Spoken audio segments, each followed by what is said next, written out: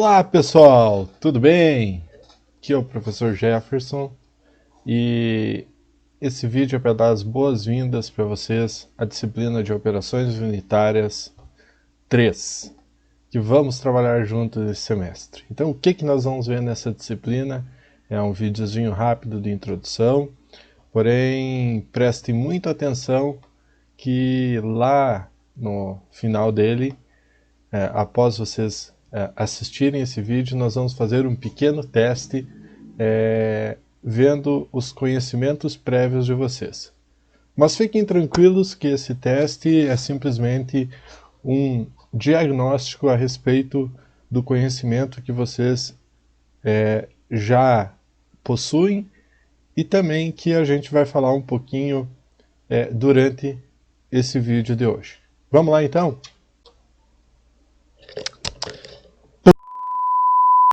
Errei de novo a gravação. Vou ter que editar. Muito bem, então vamos falar um pouquinho sobre o que nós vamos tratar nessa disciplina. Tá? Para começar, a gente tem que ter em mente o que viemos trabalhando durante as operações unitárias, desde as operações 1, né? Que muitos materiais eles apresentam-se como uma mistura, né? Sejam eles matérias-primas ou produtos finais obtidos durante o processamento de alimentos ou durante processos químicos, né? E essas misturas elas podem estar em diferentes fases, né? Sendo necessária separar, extrair, concentrar um determinado componente, né, dessa mistura original. E um dos métodos que a gente pode utilizar para fazer isso é através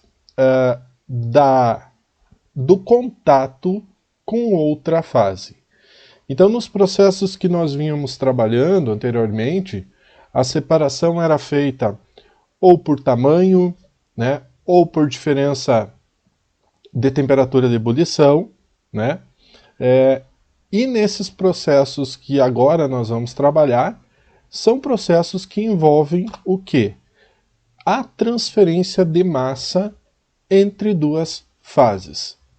Tá? Então, para que ocorra esse processo, nós devemos ter o quê? Um contato íntimo dessas duas fases, para que esse componente presente numa mistura original possa se difundir na outra fase, ou a outra fase se difundir nessa mistura original, provocando então a separação dos componentes.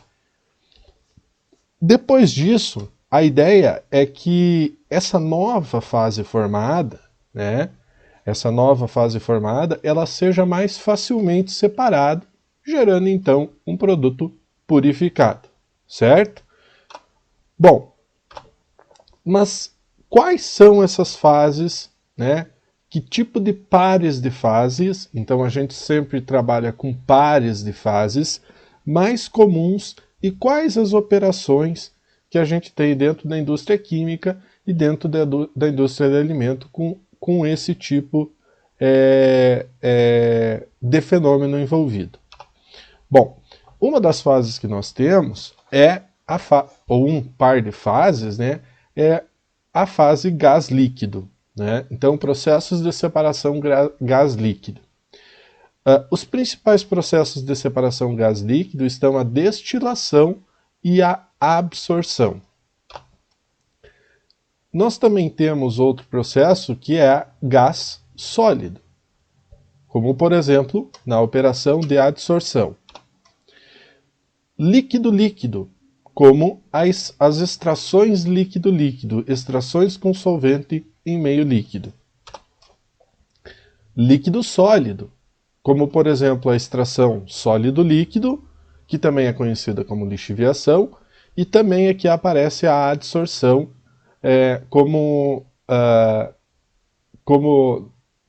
em meio líquido. Vamos ver um pouquinho mais sobre o conceito dessas operações. Então, Começando pela absorção, tá? Vejam bem, absorção. A absorção, ela ocorre quando um soluto, que a gente está denominando aqui como a letra A, está em uma mistura de gases. Então, é uma separação gás que tem uma das fases.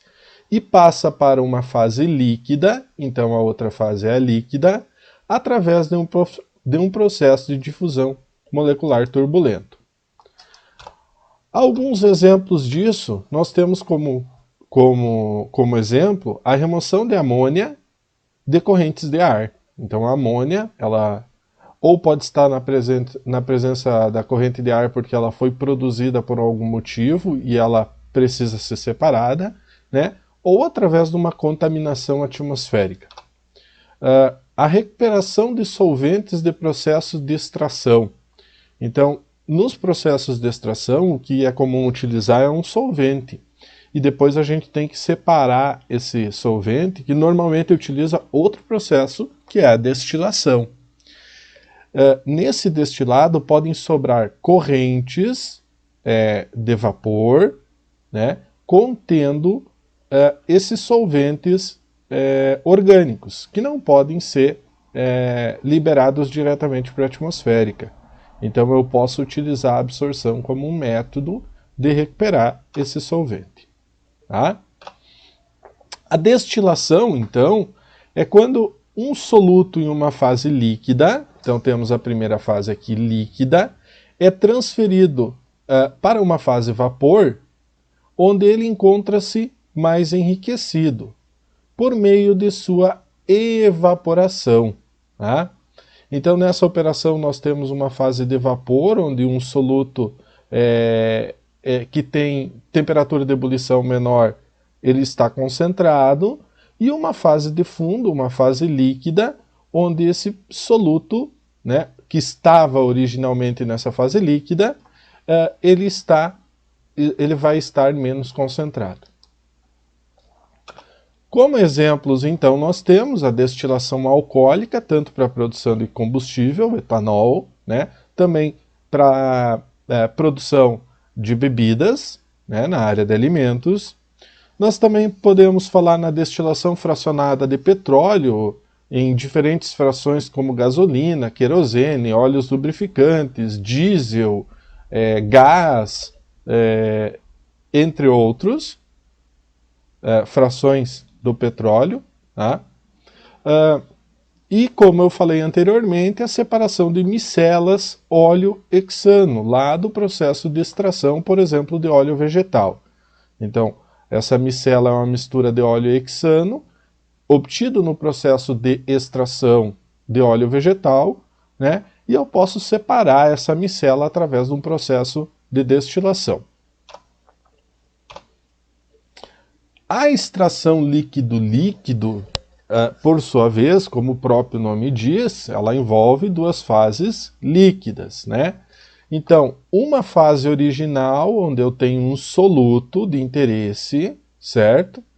E eu adiciono a essa fase original um outro líquido, que é immiscível nessa fase inicial. Porém, esse líquido, ele apresenta, esse soluto apresenta certa solubilidade nesse segundo líquido. Então, esse soluto que estava na fase inicial, né, passa para o segundo líquido, né, que é chamado de solvente, né, solvente extrator, passa para o segundo líquido, ficando concentrada nessa segunda fase. E aí eu posso ter um método mais simplificado de purificar. Vamos a alguns exemplos também disso aqui. Então, por exemplo, eu posso extrair ácido acético da água, né? Então lá na minha fermentação acética eu posso ter uma produção de ácido acético em meio aquoso, utilizando álcool isopropílico. O álcool isopropílico ele é pouco solúvel em água, né? Mas o ácido acético é muito solúvel no álcool isopropílico. Então o que acontece? No final eu vou ter uma mistura de ácido acético e álcool isopropílico, que pode ser separado, por exemplo, por um processo de destilação, certo?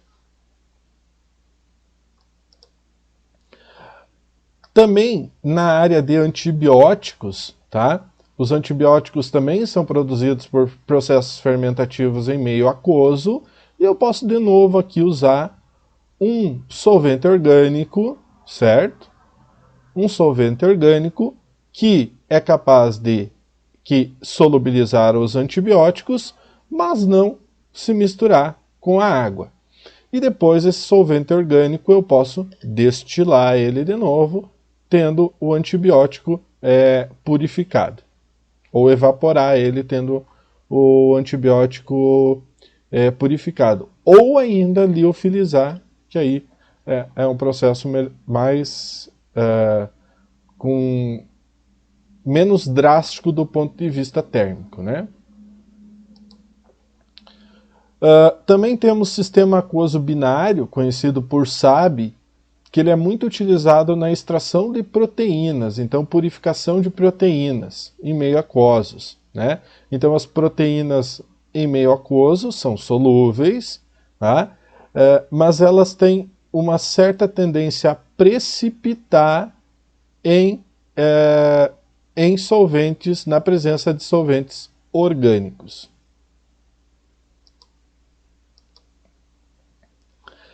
Também temos a extração sólido-líquido, que eu também comentei com vocês. Ela é muito utilizada, já antecipando alguns exemplos, na obtenção de óleos vegetais, né? De matrizes de soja, de canola, girassol, enfim, N matrizes podem ser, de leguminosas podem ser utilizadas para obter óleos vegetais.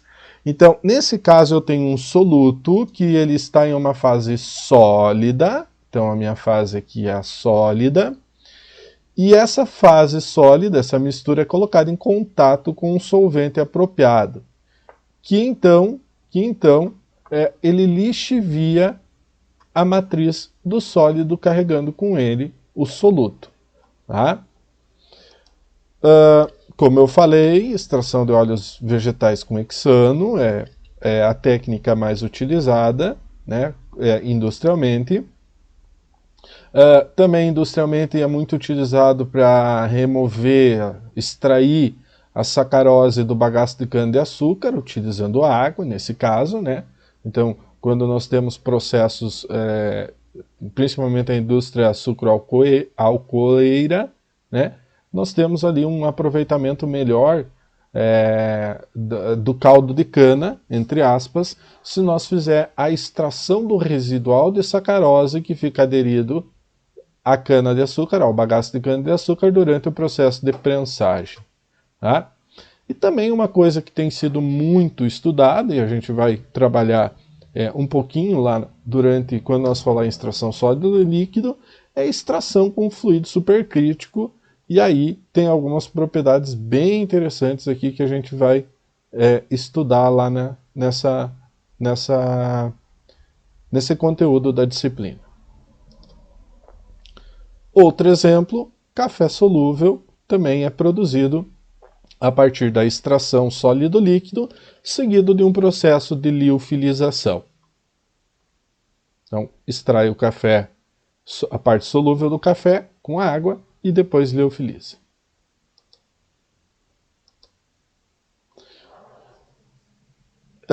Também, chegando ao fim, nós temos a adsorção, né? E a adsorção, ela se caracteriza por um processo de separação que envolve uma mistura de componentes e uma fase fluida, ou seja, tanto um líquido quanto um gás. E essa fase fluida, ao ser colocado em contato com um sólido poroso, então a segunda fase é um sólido poroso, nós temos uma fase fluida e uma segunda fase, um sólido poroso. Tá? Esse sólido poroso ele tem uma tendência de ter maior afinidade pelo componente de interesse aqui da mistura. Tá? Então esses componentes, um ou mais desses componentes, possuem maior afinidade pelo sólido, então eles se depositam na superfície desse sólido. Algumas aplicações, nós temos muitas aplicações na purificação do ar, utiliza filtros de carvão ativado, é muito comumente utilizado, apesar do processo ser de adsorção, filtros de carvão ativado, na purificação de metano produzido a partir de aterros de resíduos, também é uma aplicação que tem sido bastante estudada, principalmente. Tratando de líquido, e principalmente aqui na área de alimentos, né, nós temos os processos de separação cromatográfico. Então, a cromatografia, ela não deixa de ser uma operação de adsorção. Só que, é claro, na cromatografia o objetivo é só separar para medir, né, como técnica de análise. Mas ela pode ser utilizada, por exemplo, para eu concentrar um composto bioativo numa matriz sólida, né, e depois utilizar essa matriz sólida como um ingrediente, por exemplo, de um produto.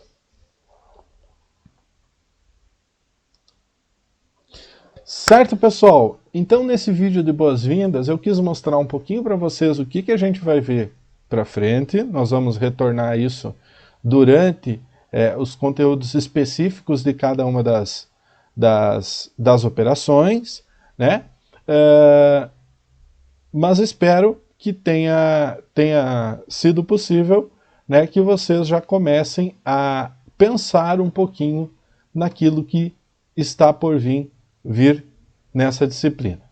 Então eu espero vocês nas nossas aulas síncronas e nas nossas atividades síncronas ou presenciais e nas nossas atividades à distância, tá bom? Um forte abraço a todo mundo e até logo!